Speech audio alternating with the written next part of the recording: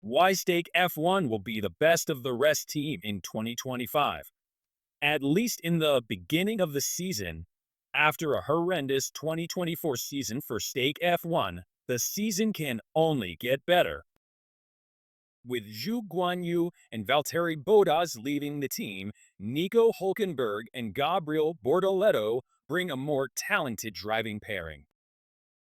Bortoleto won F2 and F3 in his rookie seasons, a feat only a few drivers like George Russell, Oscar Piastri, and Charles Leclerc have achieved. These three drivers have all had very promising careers so far, all having won multiple Grand Prix.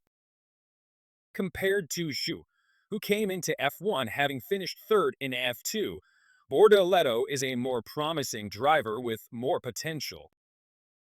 And while Bottas is one of the best F1 drivers, and possibly the best second driver in his stint at Mercedes with Lewis Hamilton, NIKO Hulkenberg is undoubtedly a better driver, at least recently.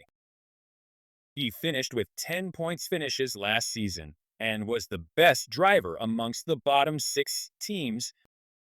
Even though he finished behind Gasly in the Drivers' Championship by a mere 1 point, finishing 10th, he was much more consistent than Gasly, as Gasly got extremely lucky with the podium in Brazil, and without it, he would be tied with Stroll on points. But even the best drivers need a car to score points, and while the Stake car wasn't the best of the rest car at any point in the season, it certainly improved by the end, having its first points finish of the season in Qatar and having its only Q3 appearance in Abu Dhabi. Because of their new floor and diffuser upgrades that they brought to Las Vegas, they definitely have picked up momentum toward the end of the season, which they'll be able to build on during the winter break for their 2025 car. And even if the car performance isn't there, talented drivers like Bortoleto and Hulkenberg can propel the car to be fighting for last points paying positions. Despite them having a strong start, with the Audi project taking over for the 2026 season, they will shift their focus early for the new regulations, leaving them vulnerable to being caught by their competitors as the season progresses, as they will lack the necessary upgrades to keep on pace with them.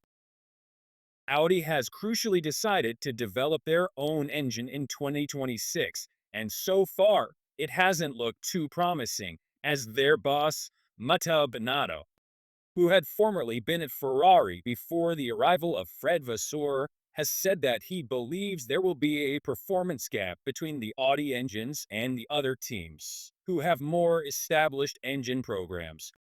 This makes it even more reasonable that Audi will shift their attention early on, and they will want to cover up their losses in their engine with gains aerodynamically. So that's what I think will happen. A strong best of the rest start and a weak finish for the 2025 season is my prediction for Stake F1.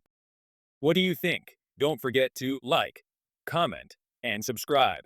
Thanks for watching Racing for One.